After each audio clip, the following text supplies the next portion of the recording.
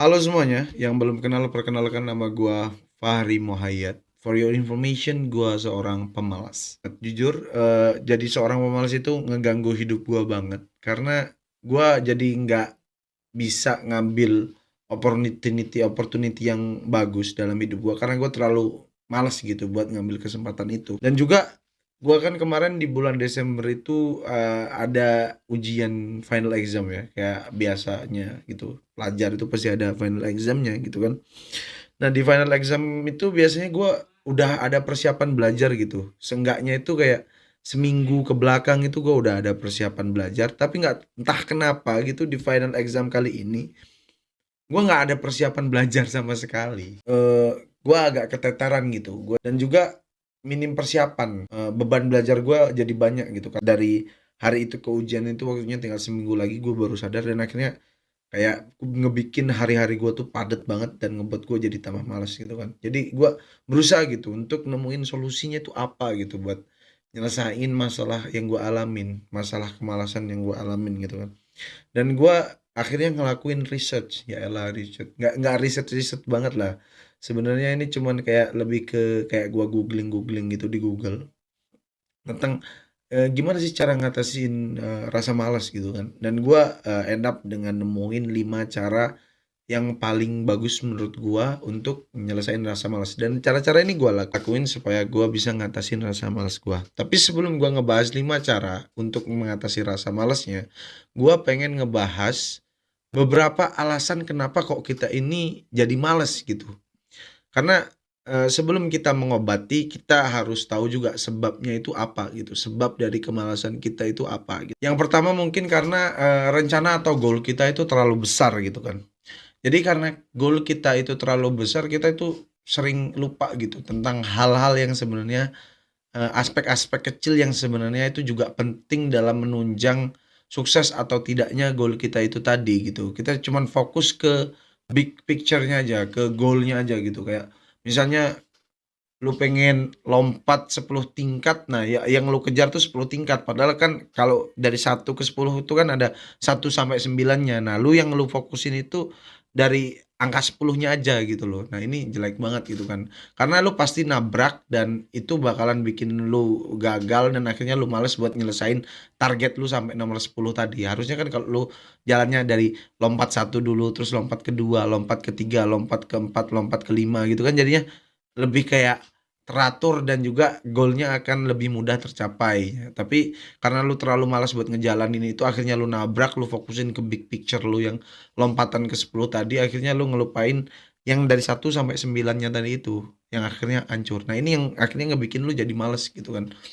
Karena lu udah ngerasa kayak wah ini udah impossible gitu kan. Padahal sebenarnya possible kalau misalkan lu ngelakuinnya itu gradually gitu.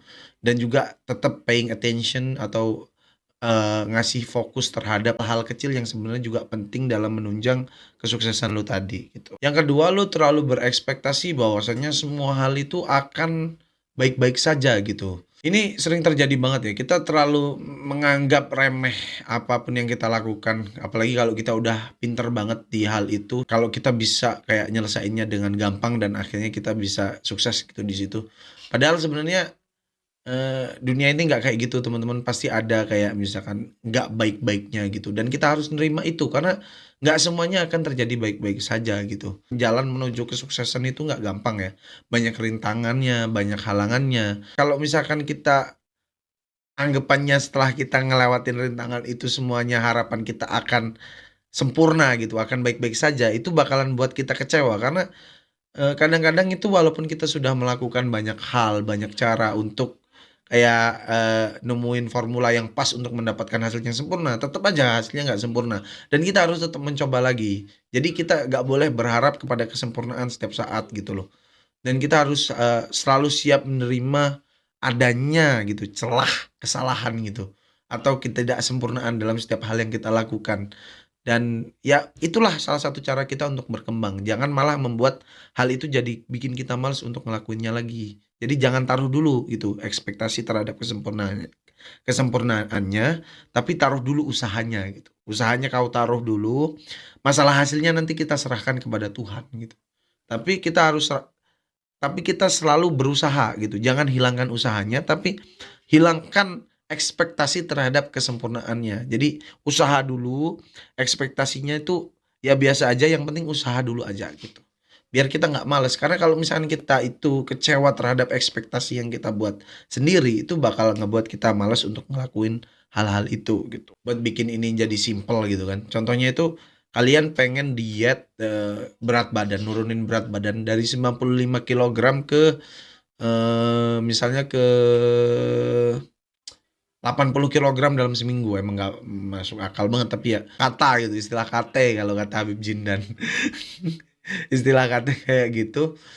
Terus lu udah ngelakuin tuh, lu udah ngelakuin eh, usaha untuk nurunin berat badan lu selama seminggu, tapi ternyata hasilnya itu nggak turun sampai 80 kilogram, mungkin cuma sampai 90 kilogram gitu hasilnya. Dan ini kayak ngebuat lu males gitu, karena nggak sesuai ekspektasi lu, karena hasilnya nggak turun sampai sampai 80 kilogram, padahal lu udah ngelakuin usaha-usaha untuk mencapai 80 kilogram itu, dan lu akhirnya stop karena lu udah terlanjur malas karena hasilnya tidak sesuai apa yang lu ekspektasikan gitu. Nah, itu tadi yang kedua. Terus yang ketiga itu lu terlalu ngedengerin kritikan orang lain. Ya, kritikan itu penting banget, Bro. Apalagi untuk ngebangun diri kita sendiri gitu. Itu penting banget. Tapi kalau misalkan menurut gua pribadi, ini asumsi gua pribadi dan opini gua pribadi, kritikan itu yang bagus cuma 30% dari 100%. 70% lainnya itu penuh dengan kepentingan orang lain supaya kita ngikutin apa maunya dia gitu. Daripada dia emang betul-betul care tentang kita. Jadi jangan jangan naif untuk ngikutin kritikan orang terus, guys. Jadi kita harus pandai-pandai membedakan mana sih sebenarnya kritikan yang benar-benar ngebangun diri kita, dan mana kritikan yang ya emang ngehancurin kita gradually gitu. Karena dengerin banyak kritikan dan make kritikan orang malah bikin kita yang pertama menjatuhkan ataupun membuat kita kehilangan harga diri gitu. Jadi kalau bisa jangan terlalu banyak ngedengerin kritikan orang lain kalau itu nggak ngebangun diri lu. Jadi kritikan yang ngebangun itu lu coba aja cari gitu dalam diri lu sendiri, jangan sampai dikritik sama orang gitu. Jadi bangunlah diri lu sendiri gitu, temuin kesalahan dalam diri lu sendiri dan selesain kesalahan lu sendiri dan temuin jawabannya gitu. Karena kalau lu selalu ngedengerin kritikan orang lain, itu bakalan ngejatuhin dan ngebuat lu kehilangan harga diri gitu.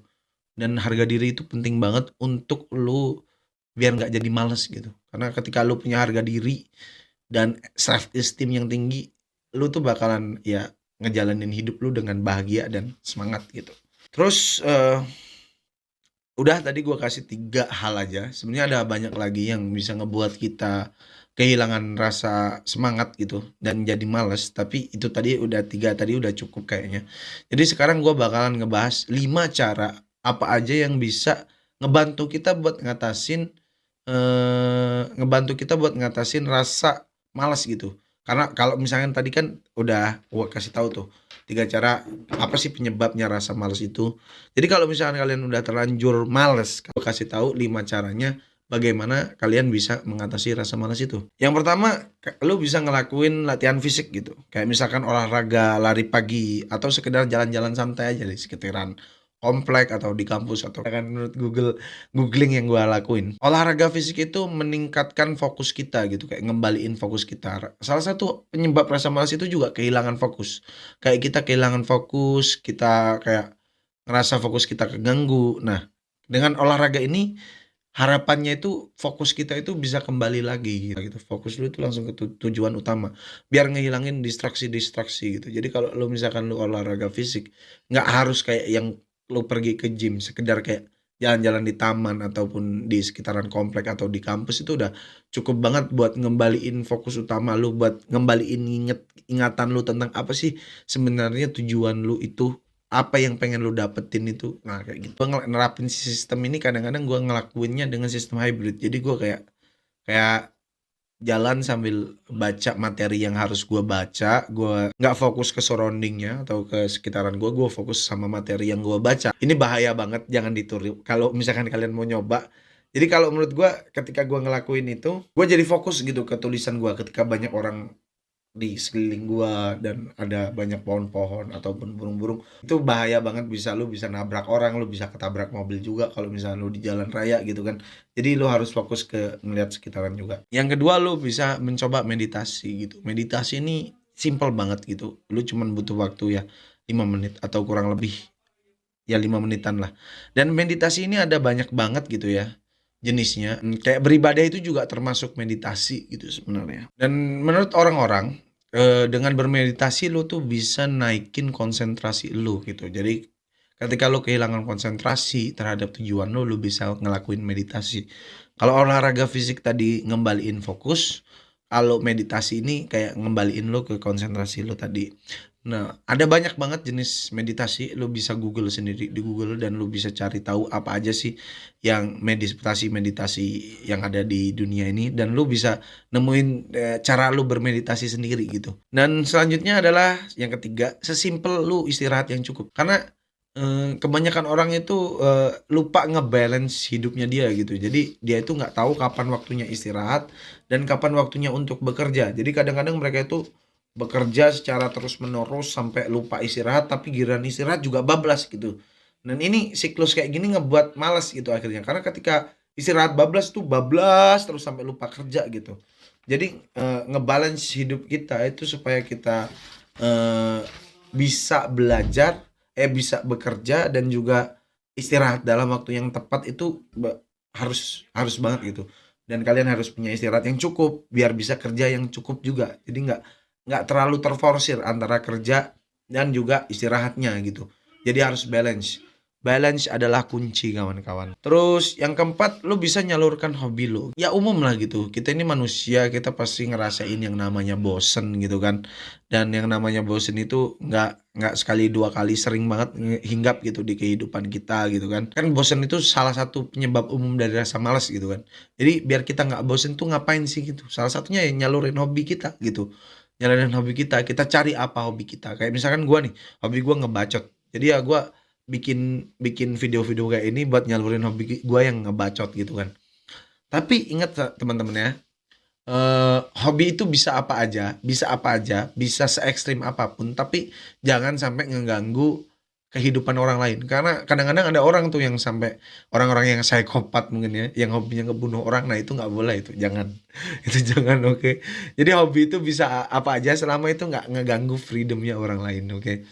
Mungkin ya kayak misalkan gua nih hobi ngebacot kan nggak ekstrim-ekstrim banget ya, nggak sampai yang kayak ngebunuh orang gitu, bikin orang kesel gitu. Mungkin ya mentok-mentoknya bikin orang kesel lah karena siapa sih yang suka orang suka bacot gitu kan. Yang terakhir lu bisa ngelakuin mode attack ke rasa bosannya itu sendiri gitu. Dengan cara lu bikin otak lu itu kreatif.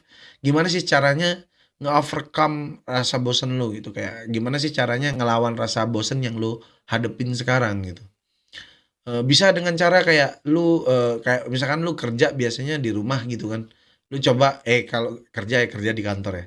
Misalnya lu kerja di kantor, lu coba deh sekarang kerja di Bali misalkan kayak yang kemarin-kemarin tuh pas zaman corona. Atau kalau enggak lu bosen nih belajar di perpustakaan, lu coba belajar bisa tuh nyari tempat-tempat lain yang menurut lu emang lebih ngebuat lu relax gitu kayak misalnya di taman ataupun di rumah lu atau di mana gitu di mall bisa aja gitu, di cafe shop atau dimanapun yang menurut lo lebih kayak buat lo relax dan lebih nyaman buat belajar lagi gitu. Jadi itu adalah mode attack. Mode attack itu kayak ngebuat otak lo kreatif buat nemuin solusi dari rasa bosen lo itu biar lo nggak bosen-bosen amat gitu dalam menjalani kehidupan gitu kan. Jadi itu aja 5 cara dalam mengatasi rasa malas menurut gua. Semoga membantu gitu kan. Dan buat lo yang mau ngebantu gua untuk melawan rasa malas untuk bikin konten bisa di-subscribe. Dan kalau ada pertanyaan bisa komen dan kalau misalkan lu ngerasa video ini bisa ngebantu temen lu yang lain dalam menghadapi rasa malas, lu bisa share video ini. Thank you, see you on the next vlogs. Bye bye.